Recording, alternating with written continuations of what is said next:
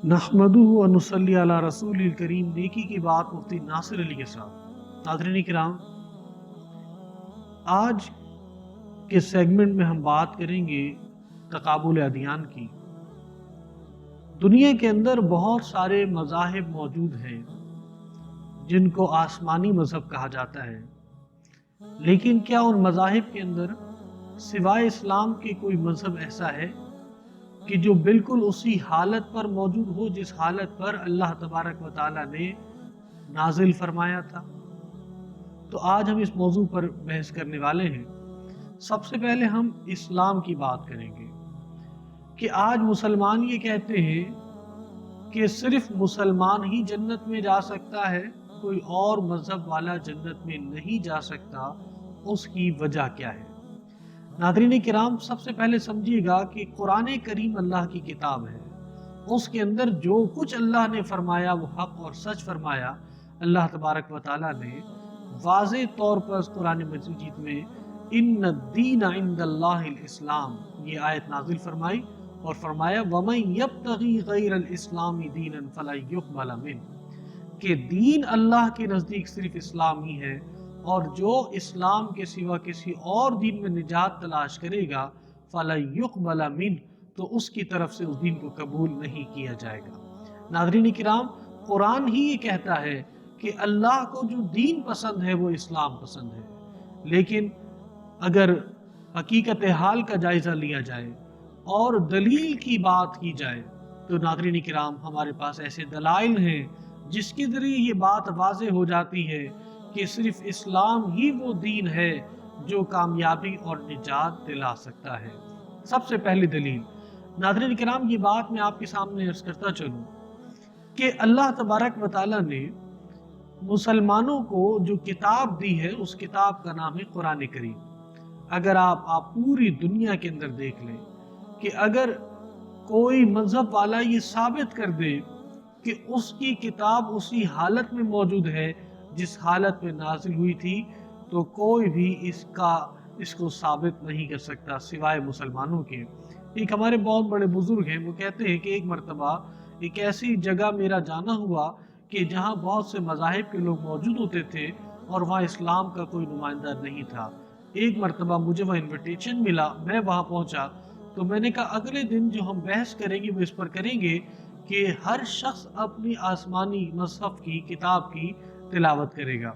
कहते हैं कि जब मैं अगले दिन मुकाबले के लिए पहुँचा तो मैंने वहाँ पे देखा कि पहले यहूदी को बुलाया गया और उसने तौरात की तिलावत की, और उसके बाद ईसाइयों को बुलाया गया, उन्होंने इंजील की तिलावत की, और जब मुझे बुलाया गया मैंने सूरह रहमान की तिलावत की।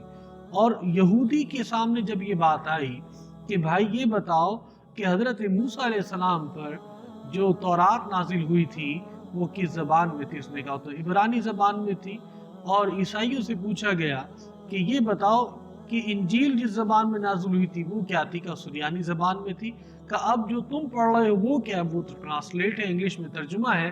तो कहा वो असल मौजू बताओ, असल ज़बान कहाँ है जिस ज़बान में नाजिल हुई थी। और उन्होंने कहा ये तो मौजूद नहीं है। तो पहली दलील ये है कि वो आसमानी किताब सिवाय कुरान के और कोई नहीं है जो अपनी असली हालत में मौजूद हो। नाज़रीन किराम, इसके अलावा दूसरी दलील ये है कि नबी करीम सल्लल्लाहु अलैहि वसल्लम हमारे पैगंबर हैं और सिवाय नबी करीम सल्लल्लाहु अलैहि वसल्लम के किसी पैगंबर ने दावा नहीं किया कि मैं सारी इंसानियत के लिए भेजा गया हूँ। हज़रत मूसा अलैहिस्सलाम की बेअसत का मकसद सिर्फ बनी इसराइल को फिरौन से निजात दिलाना था और बनी इसराइल ही की तरफ उनको मबूस किया गया। इस तरह हज़रत ईसा अलैहिस्सलाम भी सारी इंसानियत की तरफ मबूस नहीं थे, क्योंकि ये बात आप जानते हैं कि पहले ज़माने में एक वक्त में 70 अंबिया भी मौजूद होते थे, लेकिन वो एक जो सारे जहां के लिए थे वो हमारे और आपके आका सरवर दो आलम सल्लल्लाहु अलैहि वसल्लम, जिनके बारे में अल्लाह ने भी फरमाया वमा अरसलनाका इल्ला काफ़तल लिन्नासी बशीरन व नज़ीरा, इन्ना अरसलनाका, प्यारे नबी के बारे में अल्लाह ने फरमाया इन्ना अरसलनाका काफ़तल लिन्नासी बशीरन व नज़ीरा, कि पैगंबर हमने आपको तमाम इंसानियत के लिए नबी बनाकर भेजा है। याद रखिए कि जो कुरान है वो सारी इंसानियत के लिए है, وہ کسی ایک قوم کے لیے نہیں ہے، اور جو پیغمبر ہیں وہ پیغمبر بھی ساری انسانیت کے لیے ہیں، صرف عرب کے لیے نبی بنا کر آپ کو نہیں بھیجا گیا۔ اور تیسری دلیل جو میں آپ کو دیتا چلوں ناظرین کرام، بہت سے لوگ یہ سوچتے ہوں گے کہ اگر کوئی عیسائی بالکل پکا انجیل کے اوپر عمل کرے تو وہ نجات کیوں نہیں پا سکتا، اور اگر کوئی یہودی پکا تورات پر چلے آج کے زمانے میں تو وہ نجات کیوں نہیں پاتا؟ تو اس کے لیے مسلمان ہونا ہی کیوں ضروری ہے؟ اس کی آسان سی مثال میں آپ کو دیتا ہوں ناظرین کرام، اگر کوئی شخص تورات کی مکمل تعلیمات پر عمل کرنے کا دعوے دار ہو تو اس کو حضرت محمد مصطفیٰ صلی اللہ علیہ وسلم پر ایمان لانا ضروری ہوگا، کیونکہ تورات میں بھی اس کی وضاحت تھی نبی علیہ السلام کی کہ آپ آنے والے ہیں، اور آپ کی آمد پر آپ پر ایمان لانے والا ہی نجات پائے گا۔ اسی طریقے سے انجیل کے اندر بھی نبی علیہ السلام کے بارے میں بشارتیں موجود تھی۔ اگر کوئی شخص یہودی ہے یا عیسائی ہے اور وہ یہ چاہتا ہے کہ میں حضور پر ایمان لائے بغیر نجات پا جاؤں تو یہ ممکن ہو ہی نہیں سکتا۔ ناظرین کرام، آپ یہ بتائیے کہ کیا دنیا کے اندر ایسا ممکن ہے کہ کوئی شخص ایک ٹرین کا ٹکٹ لیتا ہے اور وہ ٹرین چلی جاتی ہے اور اسی ٹرین کا ٹکٹ دوسری ٹرین میں لے کر بیٹھ جائے اور کہے ٹرین کا ٹکٹ تو وہی ہے، پیسے تو میں نے وہی دیے؟ ہرگز ایسا نہیں ہوگا۔ اس کو کہا جائے گا کہ بھائی یہ ٹکٹ تو ہے لیکن ٹکٹ پرانی ٹرین کا ہے، نئی ٹرین کے لیے نیا ٹکٹ لینا ضروری ہے۔ اب ناظرین کرام، اگر نجات چاہیے تو اسلام میں داخل ہونا ضروری ہے، اور اسلام ایک آفاقی مذہب ہے، اور اسلام ساری انسانیت کو دعوت دیتا ہے کہ تم اسلام کے زیر سایہ آ جاؤ، نجات پا جاؤ گے۔